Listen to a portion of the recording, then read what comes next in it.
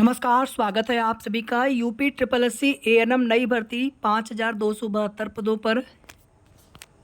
इसमें जितने भी कन्फ्यूजन है आप सभी के मन में ईडब्ल्यूएस कास्ट सर्टिफिकेट फॉर्मेट को लेकर के, वैलिडिटी को लेकर के, डोमिसाइल में वैलिडिटी को लेकर के और जनरल कैटेगरी के जो भी सिस्टर हैं आप सभी को क्या डॉक्यूमेंट्स बनवाने होंगे, वेटेज को लेकर के भी बताएंगे आप सभी को कि वेटेज का सर्टिफिकेट आपको कब बनवाना है, कब लगेगा।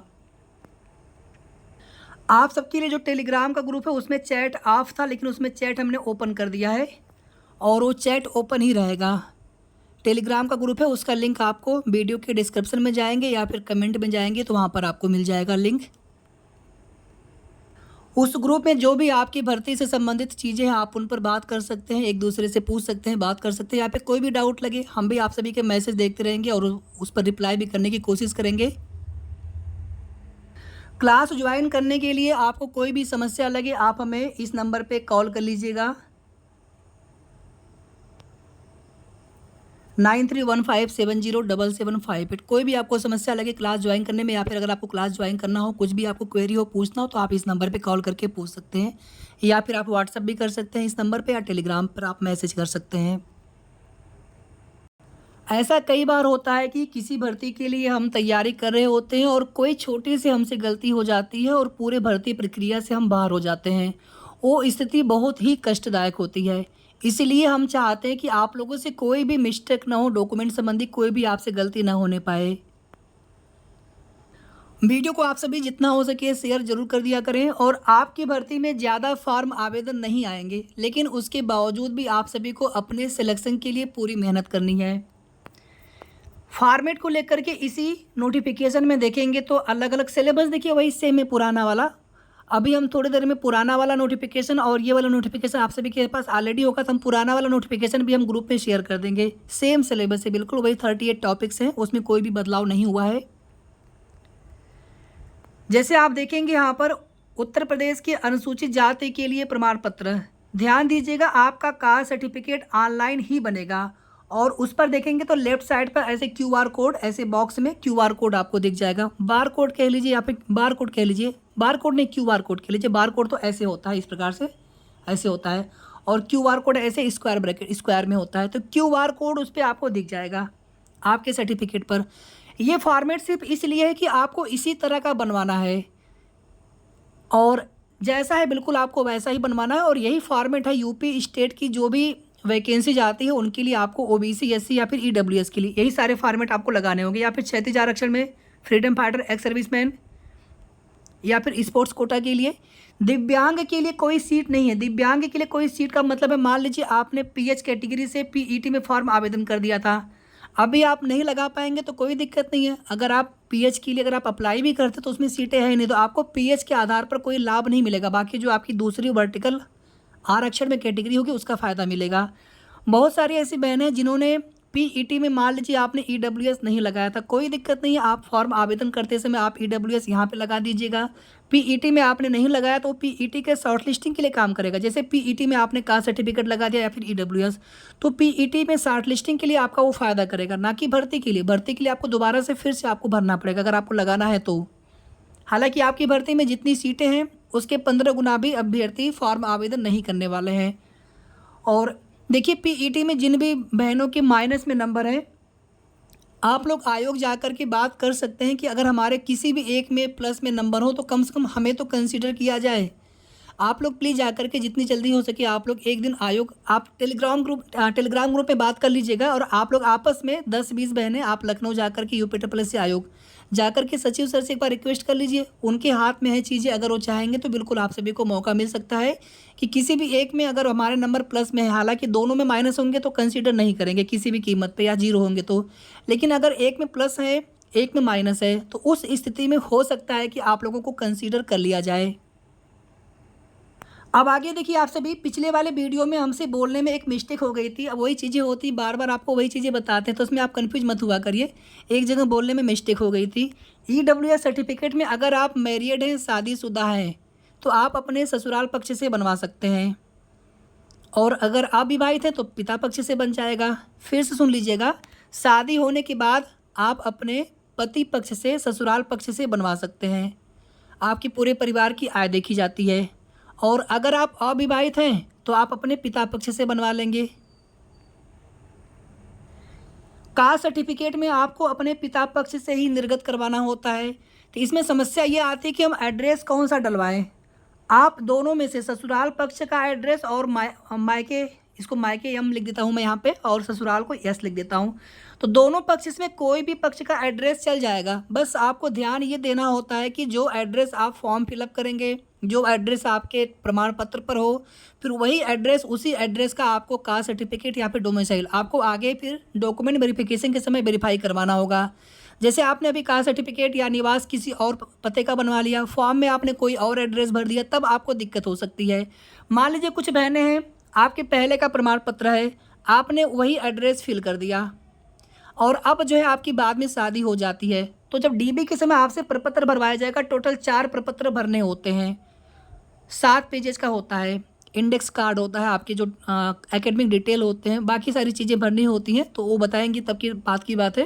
तो इसमें आपको अपना करेंट एड्रेस भी आप भरने का ऑप्शन देते हैं, यानी जो आपका परमानेंट एड्रेस, जो आपने जिस आधार पे आपने फॉर्म अप्लाई किया हो, फिर आपका जो वर्तमान पता हो वो भी भर सकते हैं। बाद में आपकी शादी हो गई तो बाद में आप अपने पति का नाम वो आप डिटेल भर सकते हैं।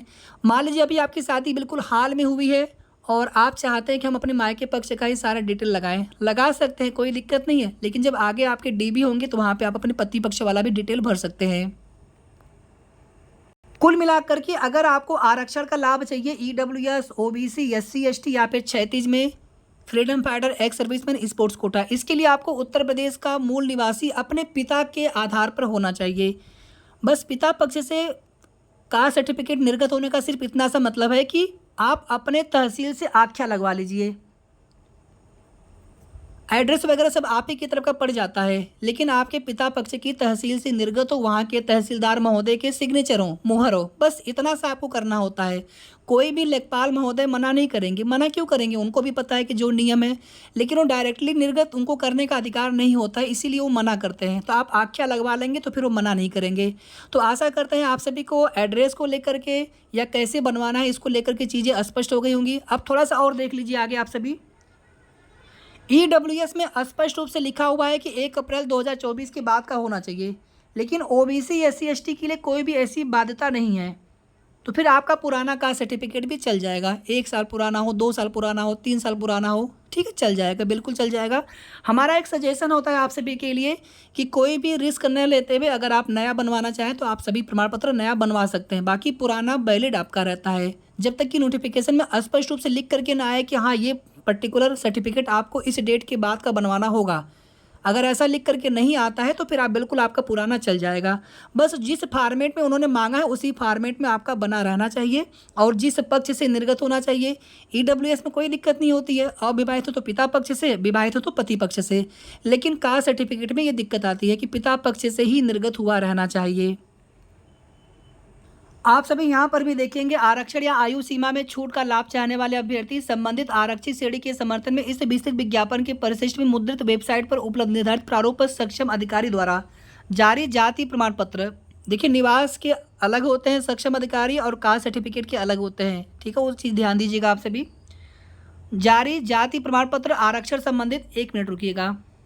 जैसे आप यहाँ पर देखेंगे जाति प्रमाण पत्र एससी के लिए तो तहसीलदार की साइन और उनके हस्ताक्षर और उनकी मुहर लगती है। एसटी हैं तो भी उन्हीं के, अगर ओबीसी हैं तब भी देखेंगे तहसीलदार महोदय के। कम से कम इतने मतलब समकक्ष के अधिकारी होने चाहिए, ये होता है। और आगे देखिए आप सभी, ये है आपका ईडब्ल्यूएस। इसमें अगर देखेंगे आप सभी तो जिलाधिकारी या अतिरिक्त जिलाधिकारी या सिटी मजिस्ट्रेट या परगना मजिस्ट्रेट या तहसीलदार, इनमें से किन्हीं के भी द्वारा निर्गत किया गया होगा तो मान्य होगा। सारी चीज़ें इसी नोटिफिकेशन में है, बस आप अगर ध्यान से पढ़ेंगे तो आपको सबको समझ में आ जाएगा। और यह है स्वतंत्रता संग्राम सेनानियों के लिए, विकलांग के लिए सीटें हैं नहीं, दिव्यांग के लिए। बाकी जो अदर क्षैतिज आरक्षण में जो भी प्रमाण पत्र बनते हैं जिलाधिकारी के स्तर से मुहर लगती है। बस आपको यही चीज़ यहाँ से ध्यान से देख लेना, सारी चीज़ें आपको यहीं से समझ में आ जाएंगी।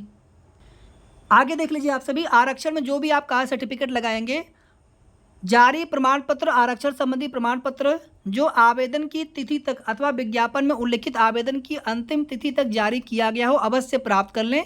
एवं जब उनसे अपेक्षा की जाए यानी डीबी के समय तो आपको इन्हें प्रस्तुत करना अनिवार्य होगा। और ईडब्ल्यूएस के लिए लिखा है कि 1 अप्रैल 2024 के बाद का ही बना हो और फॉर्म आवेदन की लास्ट डेट तक का बना हो या उसके पहले का। तो कास्ट सर्टिफिकेट में कोई समय सीमा नहीं दी गई, अगर पुराना 3 साल 4 साल पुराना भी है तो भी आपका चल जाएगा। ठीक है, बस जिस फॉर्मेट पर है उसी फॉर्मेट पर होना चाहिए और ऑनलाइन होना चाहिए। तो उम्मीद करते हैं कि अब आप सभी के मन में सारे डाउट क्लियर हो चुके होंगे। फॉर्म आवेदन की लास्ट डेट तक आपका एएनएम का रिजल्ट आ चुका हो, मार्कशीट सर्टिफिकेट आप बाद में ले लेते हैं, लेकिन आपकी अर्हता होनी चाहिए, मतलब आपका रिजल्ट आ चुका हो। आपको आरक्षण का लाभ चाहिए, आयु सीमा में आपको छूट चाहिए, तो उसके लिए कास्ट सर्टिफिकेट हो, डोमिसाइल हो, ये सभी के सभी फॉर्म आवेदन की लास्ट डेट से पहले के होने चाहिए। ईडब्ल्यूएस भी और बाकी जो पूर्व की तिथि है ईडब्ल्यूएस के लिए कंडीशन है 1 अप्रैल 2024, बाकी के लिए कोई कंडीशन नहीं है, केवल फॉर्मेट है, उसी फॉर्मेट पे ऑनलाइन वाला निर्गत हुआ रहना चाहिए। ईडब्ल्यूएस के लिए ऑनलाइन के लिए हमने नहीं कहा है, OBC SC ST caste certificate के लिए हमने बोला है और निवास के लिए। ईडब्ल्यूएस का जो फॉर्मेट है जैसे बनता होगा आप उसी तरह से बनवा लीजिएगा, उसी फॉर्मेट वैसा ही होना चाहिए। अब यहाँ पर एक सवाल आप सभी की और मन में है कि वेटेज को लेकर के क्या किया जाए, क्योंकि वेटेज के आधार पर आयु सीमा में छूट भी मिलती है और आपको वेटेज भी मिलता है। आयु सीमा में छूट आपको कोई एक मिलेगा, या तो अपने आरक्षित श्रेणी के आधार पर या फिर अपने संविदा की नौकरी के वेटेज के आधार पर। लेकिन अगर आप वेटेज का फ़ायदा लेते हैं तब भी आपको आयु सीमा में छूट मिलेगी। ठीक है, क्योंकि आयु सीमा में छूट एक रिलैक्सेशन है। अगर आप सभी समझ पाएँ कि रिजर्वेशन में एक वर्ड आता है रिलैक्सेशन का, कंसेशन का, कि आयु सीमा में छूट दे करके आपको भारांक लेने के लिए आपको उसमें योग्य बनाया जाए। मान लीजिए किसी की एज हो गई ज़्यादा, तो आप क्या करेंगे वेटेज लेकर, अगर आप यहाँ पे एलिजिबल नहीं होते हैं तो। इसीलिए सबसे पहले आपको एलिजिबल बनाया जाता है कि आप एलिजिबल रहें, तो बिल्कुल निश्चित रूप से आपको आयु सीमा में छूट मिलेगी और उसके बाद फिर आपको वेटेज भी मिलेगा अधिकतम 15 अंक तक। और 1 साल 2 साल ऐसे कंप्लीट रहेगा तभी 1 साल का 3 नंबर, 2 साल का 6 नंबर कंप्लीट रहने पर ही आप सभी को मिलेगा। अब आगे देखिए, वेटेज सर्टिफिकेट आपको अनुभव प्रमाण पत्र आपको कब बनवाना है, बनवाना आपको अपने सीएमओ से है। वो क्यूआर कोड वाला वो भी बनेगा, जैसे कास्ट सर्टिफिकेट आपका है उसी तरीके का बनेगा। लेकिन ये बनवाना कब आप सभी को, एक बार फॉर्म आवेदन स्टार्ट हो जाने दीजिए, फॉर्म आवेदन या फॉर्म फिलअप स्टार्ट हो जाने दीजिए, या फिर हम जानकारी लेकर के आपको बता देंगे बहुत जल्दी, क्योंकि अभी समय है। और अनुभव प्रमाण पत्र आपका 1 दिन में बन जाएगा। 1 दिन में क्या, अगर वहाँ पे सारी तैयारी, चूँकि पिछली बार बना चुके हैं सीएमओ कार्यालय से, तो कैसे बनाना है सारा फॉर्मेट उनके पास सब कुछ होता है। और सारे जो भी आपका डाटा है संबंधित ज़िले में वो सब कुछ ऑनलाइन होता है, कुछ भी उसमें अलग से चीज़ें नहीं लेनी होती हैं, इसलिए 1 घंटे में आपका बन जाएगा। ठीक है, तो उसके लिए बस आप जाइए, आप 1 घंटे में बनवा लीजिए। और वैसे भी फॉर्म आवेदन की लास्ट डेट तक ही देखा जाएगा कि आपने कितनी सेवा अवधि पूरी कर ली है, तो आप बनवा लेंगे तो अच्छा रहेगा, फिर उसमें रिस्क क्यों लेना। बाकी पिछली बार जो लोग बाद में बनवाए थे उनका हो गया था मान्य, ऐसा कुछ भी नहीं है। और यही नहीं, आप देखेंगे लेखपाल वाली भर्ती में डीबी हुआ था, बहुत सारे अभ्यर्थियों के लास्ट डेट के बाद के कास्ट सर्टिफिकेट भी एक्सेप्ट हो गए थे, तो वो तो बाद की बात होती, कुछ चीज़ें देखी जाती हैं पहले की। लेकिन आप लोग जो भी प्रमाण पत्र आपको बनवाने हैं सारे के सारे आप फॉर्म आवेदन की लास्ट डेट से पहले का बनवा लेंगे, चाहे उसमें वेटेज सर्टिफिकेट ही क्यों ना हो। उसके बाद फिर आप आराम से तैयारी करिए अच्छे से, सब टेंशन फ्री हो करके। बाकी सभी डॉक्यूमेंट्स आपके डीबी के समय ही चेक किए जाएंगे, 10th का, 12th का, एएनएम का, रजिस्ट्रेशन का, अनुभव का, डोमिसाइल तो डोमिसाइल का, कास्ट या ईडब्ल्यूएस। जनरल के बहनों को आपको ना तो डोमिसाइल चाहिए होता है ना ही कास्ट, कोई मतलब नहीं कास्ट का आपके लिए, और ना ही ईडब्ल्यूएस जो बिल्कुल सामान्य वर्ग में है। लेकिन अगर आप चाहें तो डोमिसाइल बनवा सकते हैं, क्योंकि आपका फिर जो आधार वाला एड्रेस है फिर उसको वेरीफाई करेंगे तो फिर वो एड्रेस आपका बिल्कुल सेम होना चाहिए, उसमें कोई गलती नहीं होनी चाहिए। तो इससे अच्छा होता है कि आप लोग केवल निवास प्रमाण पत्र बनवा लीजिए। हम नहीं चाहेंगे कि आप कोई भी उसमें रिस्क लें, कोई भी चांस लीजिए, क्योंकि आप सभी के आधार में एड्रेस, अब हम उसमें क्या दिक्कत है क्या नहीं, शादी आपकी कब हुई है, बहुत सारी उसमें चीज़ें हो सकती हैं। तो इसलिए आप लोग सभी लोग जितने भी सामान्य वर्ग की बहनें हैं, बाकी सब लोग को बनवाना है, तो सामान्य वर्ग के जितने भी सिस्टर हैं आप लोग भी डोमिसाइल सर्टिफिकेट बनवा लीजिएगा। अगर आपके पास ना हो तो, पुराना होगा तो चल जाता है। अब अगर इसके अलावा आप सभी के मन में कोई सवाल हो तो आप पूछ लीजिएगा कमेंट करके, मैं बिल्कुल आप सभी को रिप्लाई देने की कोशिश करूंगा। और अगर रिप्लाई नहीं दे पाए तो बिल्कुल नेक्स्ट वीडियो के माध्यम से उन पर जरूर हम जो भी जानकारी मिलेगी आप सभी को बताने का प्रयास करेंगे। टेलीग्राम का ग्रुप आप सभी लोग ज्वाइन कर लीजिए अपना, उसमें चैट ऑफ नहीं करेंगे, चैट ऑन रहेगा। आप लोग आपस में भर्ती संबंधित चीज़ें ही आप लोग आपस में डिस्कस करिएगा, ताकि ज़्यादा मैसेज ना हो, किसी को असुविधा ना हो। बस आप सभी से इतना विनम्र निवेदन है, अनुरोध है। और हमें पता है कि आप लोग अपनी समस्याओं को लेकर के ही बात करेंगे, उसमें बात करना चाहते हैं, तो और चैट ऑन रहेगा। चैट ऑफ नहीं करना चाहिए था, उसमें हम थोड़ा सा भूल गए थे उसको ऑन करना। तो चैट ऑन रहेगा। और क्लास के लिए आपको कोई भी समस्या लगे या फिर क्लास कैसे ज्वाइन करना है, कोई भी दिक्कत लगे आपको या क्वेरी कोई मन में आपको पूछना हो, तो आप लोग डायरेक्टली हमें कॉल कर लीजिए या फिर व्हाट्सएप पर मैसेज कर लीजिए या फिर टेलीग्राम पे मैसेज कर लीजिए। ठीक है, जैसे आपको सुविधा लगे, जैसे भी आप संपर्क करना चाहें आप उस तरह से बात कर सकते हैं, पूछ सकते हैं।